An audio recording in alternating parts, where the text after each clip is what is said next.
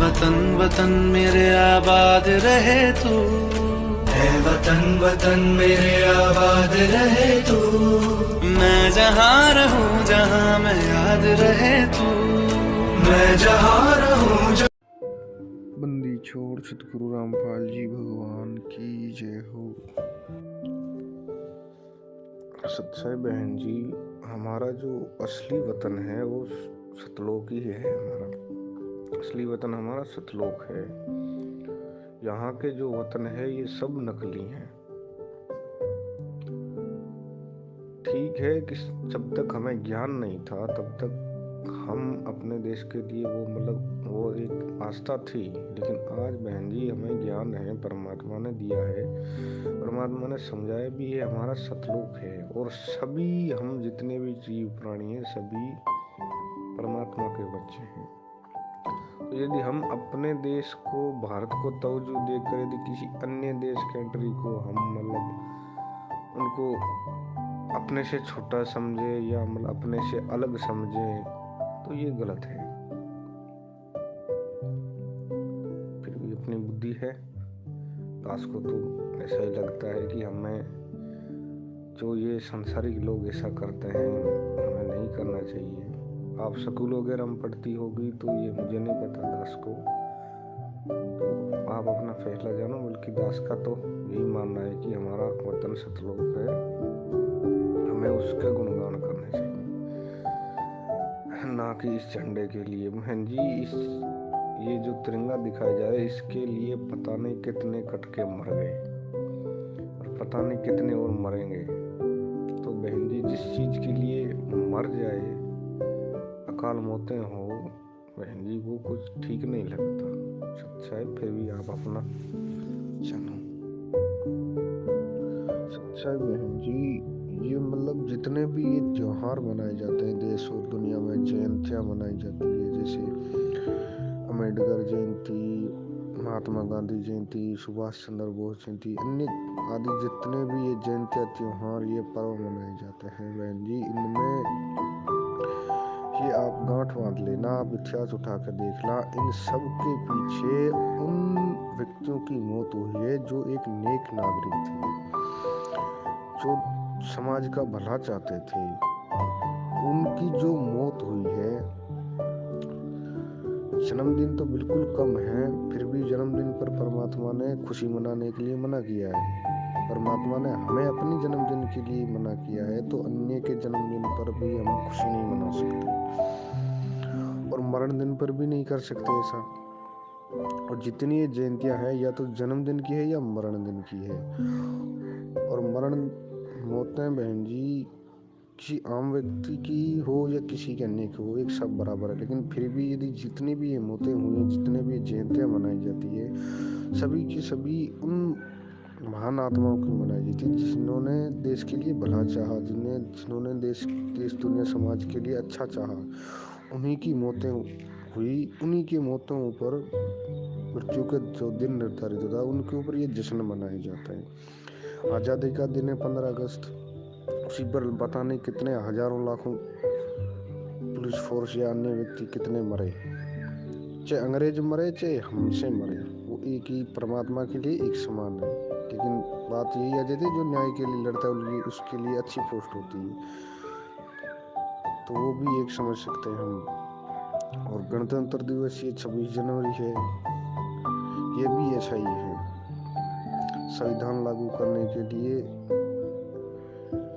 ये ऐसा हुआ। और बहन जी ये जो संविधान है बहन जी, ये भारतीयों को बनाया हुआ नहीं है, ये अंग्रेजों का बनाया हुआ संविधान है। कुछ एक दो बातें हैं जो भारत के द्वारा है, बल्कि इसमें जितने भी ये कानून है, कत्ल खाने खोलने, शराब के ठेके खोलने, अन्य वेश्यावृत्ति के जितने भी गलत काम है सभी इस संविधान में स्वीकृति दी हुई है। तो बहन जी ये संविधान भी गलत है। कुछ एक दो बातें हैं जो समाज के लिए अच्छी है और बाकी सब कुबाड़ भरा है अंग्रेजों के द्वारा। तो ये गणतंत्र दिवस भी जिनको ज्ञान नहीं है वो करे, लेकिन दास ने भी इस चीज को परखा है, ये संविधान भारतीयों का नहीं बल्कि अंग्रेजों का बनाया हुआ है। इस संविधान को बनाने के 2 साल से ऊपर लगे थे। तो बहन जी किसी संविधान को बनाने के लिए 2 साल से ज्यादा वक्त नहीं लगा। दास ने आपको एक वीडियो भेज रहा है, आप उसको देखिएगा, जो राजीव दीक्षित का है। और राजीव दीक्षित जी एक ऐसे मतलब समाज नागरिक, नेक नागरिक हुए जिन्होंने कोई बिना प्रमाण के कोई बात नहीं की। सच्चाई छह बंदी छोड़ की, फिर भी बहन जी किसी भी तरह गलत लगा हो तो अपना छोटा भाई समझकर माफ करना बहन जी, हमारा समझाना फर्ज है। क्योंकि समझाना ऐसा है कि आप भी भक्ति मार्ग पर हो, दास भी इसी भक्ति मार्ग पर है, तो एक दूसरे भाई बहन को समझाना एक परमात्मा ने हमें एक शिष्टाचार दिया हुआ है कि हम समझाएं, बाकी अगले की मर्जी। सच्चाई छह बंदी छोड़ की। और जयकारा हमें अपने परमात्मा बंदी छोड़ सतगुरु रामपाल जी भगवान का ही लगाना चाहिए। यहाँ जय हिंद या वंदे मातरम, भारत माता की जय, जय जवान जय किसान, हिंदुस्तान जिंदाबाद, ये नारे हम भक्तों के लिए शोभा नहीं है, ये उन जगत के लोगों के लिए हो सकते हैं, लेकिन यहाँ हमारा जयकारा केवल बंदी छोड़ का ही है, हमारे गुरुदेव भगवान का ही है। अन्य किसी का जयकारा हम लगाएं तो ये हम अपने मतलब एक शर्मा शर्मी का बात आती है कि हम अपने गुरु को कम और इस काल लोक के जो एक भारत देश है छोटा सा, उसको ज़्यादा महत्व देते हैं।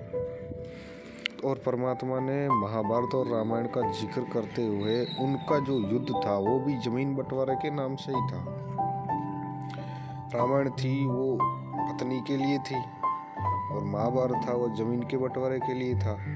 तो परमात्मा ने उसको धर्म युद्ध नहीं कहा बल्कि पाप युद्ध कहा है कि शर्म आनी चाहिए कि एक जमीन के टुकड़े के लिए इन्होंने काट के देश दुनिया को बर्बाद कर दिया, कटवा दिया, किसी की बेटा मर गया, किसी की पिता मर गया, किसी का सुहाग उजड़ गया। तो यहाँ भी यही हुआ है।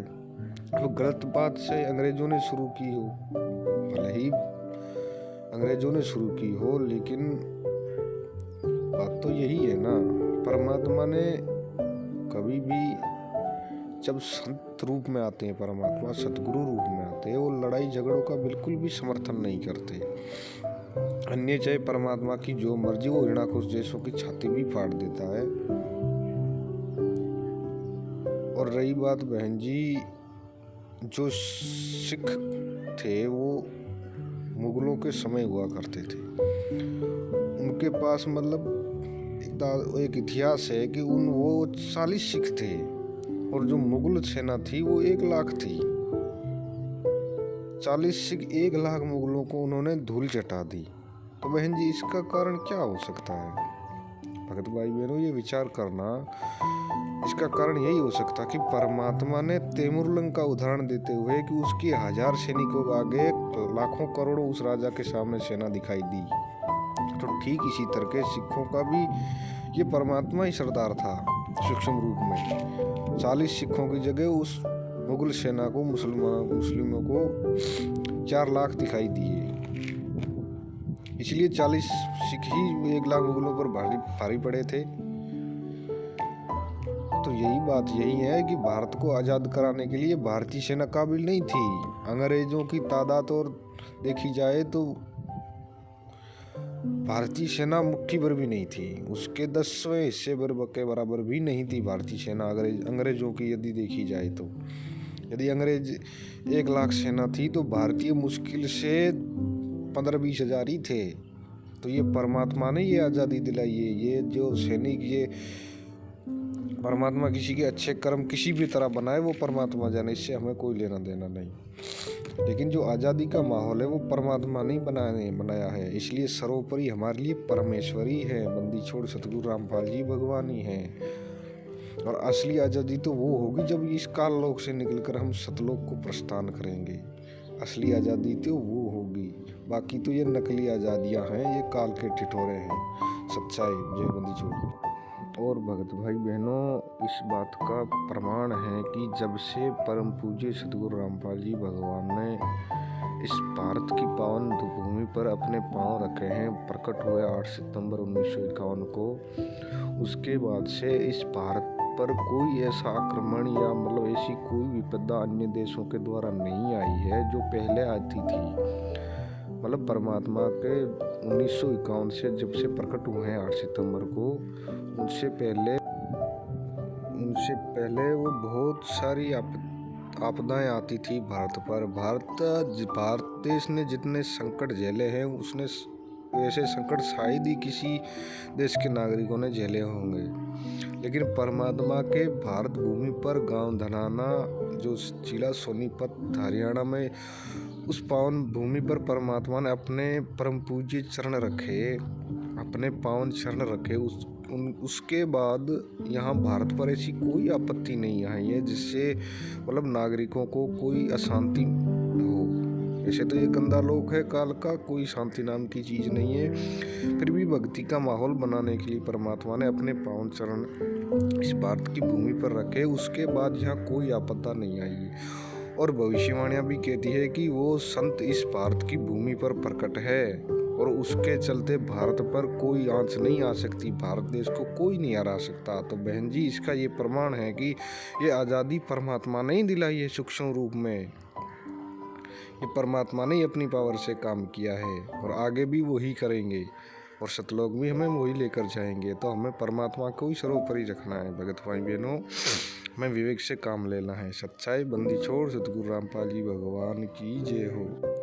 और अब आगे देखिए, राजीव दीक्षित जी थे जो भारत के मतलब एक अच्छे नागरिक हुए, उनका 5 मिनट का वीडियो है, दास को मिला था सोशल मीडिया पर, आप उसको भी ध्यान से देखिए। सच्चाई आजादी मिली 15 अगस्त 1947 को, तो हमने हमारा संविधान बनाना शुरू किया और भारत का संविधान बनके तैयार हुआ 26 जनवरी 1950 को। इसके लिए एक संविधान सभा का निर्माण किया गया। उस संविधान सभा में 296 सदस्य थे जिन्होंने 11 महीने और 18 दिन काम करके संविधान तैयार किया। लेकिन 11 महीने और 18 दिन में काम कुल 166 घंटे हुआ और उसमें संविधान तैयार हो गया। भारत का संविधान दुनिया का सबसे बड़ा संविधान है। इतना बड़ा लिखित संविधान दुनिया के किसी देश के पास नहीं है जो भारत के पास है। 395 तो अनुच्छेद है जिसको हम आर्टिकल्स कहते हैं और इतना मोटा सा पूरा पुस्तक है, शास्त्र जैसा, आप कभी भी खरीद के देख सकते हैं। दुनिया के किसी देश में इतना बड़ा संविधान नहीं हमने बनाया। तो बहुत बार मेरे मन में ये आता था कि मात्र 11 महीने 18 दिन के समय में इतना मोटा संविधान कैसे बना लिया हमने। इसको बनाने में तो ज्यादा समय लगना चाहिए। जब खोजना शुरू किया तो पता चला कि इस संविधान में हमने कुछ खास नहीं बनाया। अंग्रेजों ने एक कानून बनाकर हमारे देश में छोड़ा हुआ था, उसी को हमने भारत का संविधान बना लिया। अंग्रेजों का एक कानून था इस देश में 1935 में, उसका नाम था government of India act. Government of India act में जो कुछ लिखा था वही सब कुछ भारत के संविधान में है, कुछ बदला नहीं। और गवर्नमेंट ऑफ इंडिया एक्ट अंग्रेजों ने बनाया था भारत पर राज्य करने के लिए, भारत को गुलाम बनाने के लिए और भारत पर साम्राज्य स्थापित करने के लिए। उसी को पूरा का पूरा संविधान के रूप में हमने स्वीकार कर लिया। तो संविधान सभा में जो बड़े बड़े नेता शामिल हुए थे ना, उनके बयान अगर आप पढ़ेंगे तो आप हैरान हो जाएंगे। हमारे देश की संविधान सभा की जो ड्राफ्टिंग कमेटी थी उसके चेयरमैन थे डॉक्टर भीमराव अंबेडकर। उन्होंने 1953 में ये कहा राज्यसभा में बोलते हुए कि अगर मुझे कोई अनुमति दे दे तो मैं सबसे पहला व्यक्ति होऊंगा जो इस संविधान को जला दूंगा। पत्रकारों ने उनसे पूछा कि आप इस संविधान के निर्माता हैं और आप ही इसको जलाने की बात कर रहे हैं। तो डॉक्टर भीमराव अंबेडकर ने कहा था कि इस संविधान से भारत के किसी नागरिक का भला नहीं होने वाला। क्यों नहीं होने वाला? क्योंकि जल्दी जल्दी में बनाया गया ये संविधान है। और उन्होंने बहुत बेबसी से ये कहा था कि मेरे पास कोई चारा नहीं था, इतने कम समय में संविधान बनाना था और अंग्रेजों की तरफ से हमको ये गवर्नमेंट ऑफ इंडिया रूल या गवर्नमेंट ऑफ इंडिया एक्ट का ड्राफ्ट दिया गया था। आधार उसको बनाकर और दुनिया के दूसरे देशों के संविधानों में से कुछ चीजें निकालकर ये भारत का संविधान तैयार हो गया। ये भारत के लोगों द्वारा तैयार नहीं किया गया, एक तरह से अंग्रेजों के बनाए गए कानून पर आधारित है। तो परिणाम क्या हुआ, वो संविधान बनने के और लागू होने के पिछले 60 सालों में ही 94 से ज्यादा उसमें संशोधन हो गए। माने संविधान अब ओरिजिनल रहा कहां? 60 साल में 94 संशोधन, 60 इयर्स और 94 अमेंडमेंट्स। इसका माने हर साल में लगभग 1.5 से 2 संशोधन उसमें हुए। इसका माने इतने संशोधन किसी संविधान में तभी हो सकते हैं जब उसमें कोई बहुत बड़ी खराबी हो या कमी हो या कोई बड़ी बुराई हो, वरना इतने संशोधन होने का कोई कारण नहीं है। संविधान सभा में सच्चिदानंद सिन्हा थे, पंडित जवाहरलाल नेहरू थे, सरदार वल्लभ भाई पटेल थे, सरोजनी नायडू थी, राजकुमारी अमृत कौर थी, ऐसे भारत के बड़े बड़े दिग्गज नेता थे। इनके बयानों को अगर आप पढ़ेंगे तो हैरान हो जाएंगे। ये सबके सब ये कह रहे हैं अपने बयानों में कि भारत के शहीदों ने, क्रांतिवीरों ने जिस कल्पना से देश की आजादी की लड़ाई लड़ी है, उस कल्पना को ये संविधान कहीं भी पूरा नहीं करता और शहीदों के सपने इस संविधान से पूरे नहीं हो पाएंगे, ये पक्का है। और उनके बयान आज हमारे सामने है। 63 सालों में हमें दिखाई दे रहा है कि ये संविधान ना देश का भला कर पा रहा है, ना समाज का भला कर पा रहा है। ये एक बड़ी भारी हमसे भूल हो गई। अच्छा होता हम छोटा संविधान बनाते, लेकिन मौलिक होता, अपना होता, अंग्रेजों के कानून की नकल नहीं होता। अंग्रेजों का कानून जो गवर्नमेंट ऑफ इंडिया एक्ट, वो तो हमारी गुलामी के लिए था, उस पर आधारित हमारी आजादी का संविधान कैसे अच्छा हो सकता है?